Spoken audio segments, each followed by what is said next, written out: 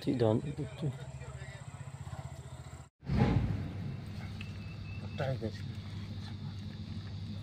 đấy tụ rục nó phải tỉ chua như là phôi nó về là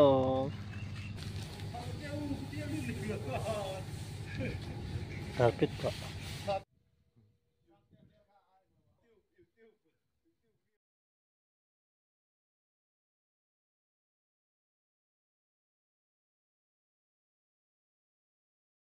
thì khi nữa vẫn sặc sứ tiệt về hình to phun hình một trên xuống chú thọ còn ngay đó nhỉ chính ai à thì cần không à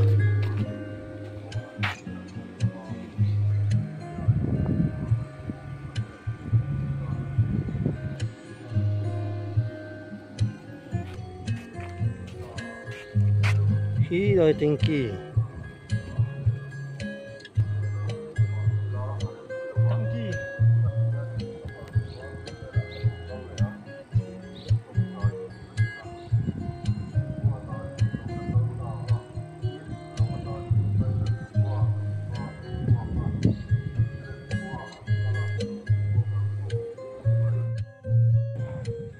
khi lại khiến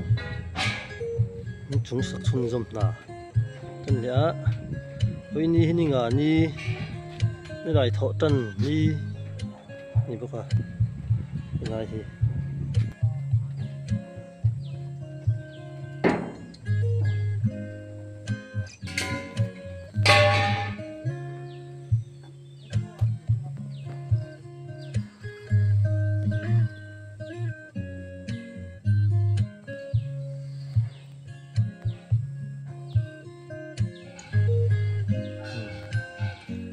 khi ấy dấu về thế bên người này hiện chặt lắm bạc khiến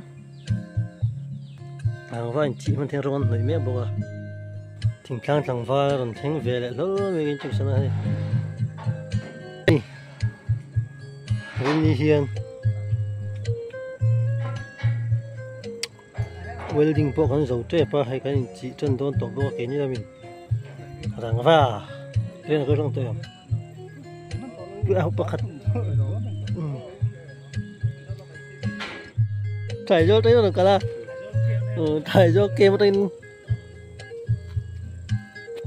ra thẳng nó thấy chạy cần ra thẳng lằng va kha thinh dày thiểm anh ấy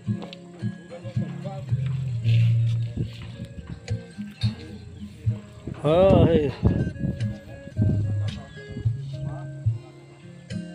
không thấy tu thế còn tốp lắm mà cho nó tặc thật tỏ khóc mày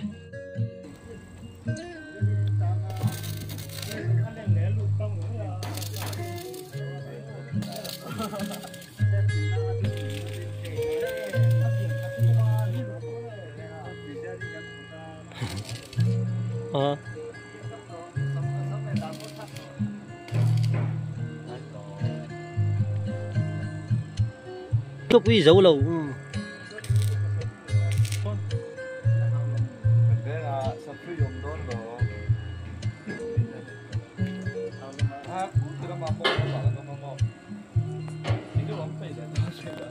nó quỷ số là mà hỏi là tao đó thay số kia mà thay số kia là nó quỷ số nó quỷ về chính giải thiểm kha chụp thật tội đó nè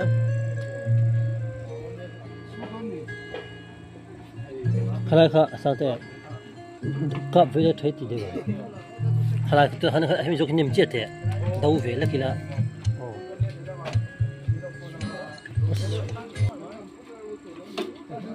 nó chơi lâu sáng rồi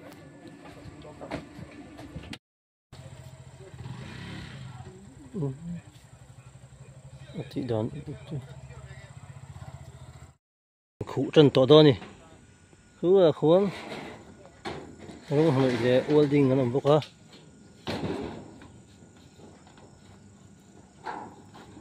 nhà phải hi cái khủ mà xả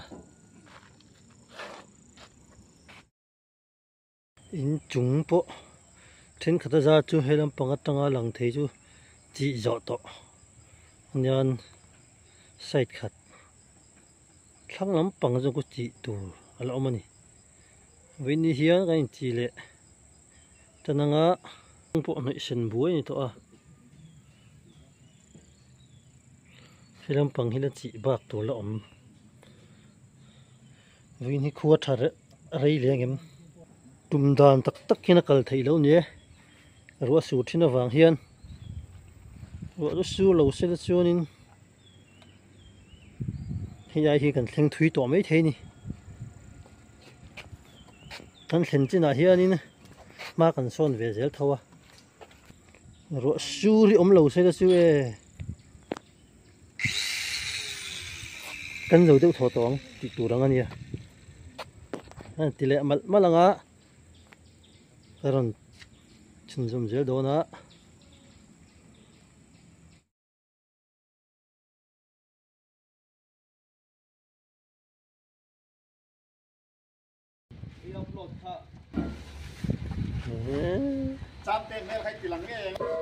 khi dân hiện pu nè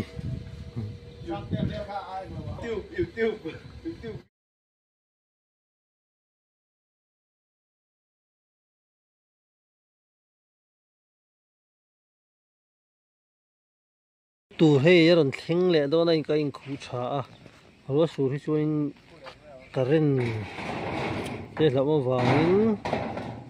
tin tuan ka lo ni a buai thak thei lo khop mai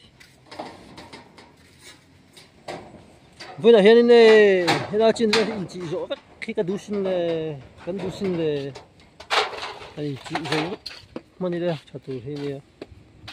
rồi sửa chuan anh nào được gì à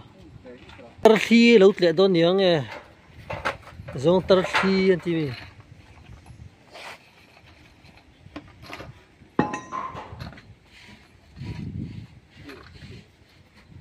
nghe đi chẳng đủ nước nhảy hiền bê nó bê rồi hiện tại thì hủy thầy tỏ lại được trên gần này anh ta chỉ sẽ sọt thầy thằng lâu đi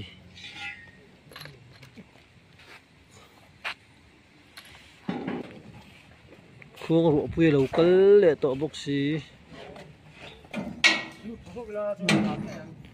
ruộng hạ lúc cho rình đi nắp bạc vũ vũ mấy lên mà xong hiện lại thì khá bít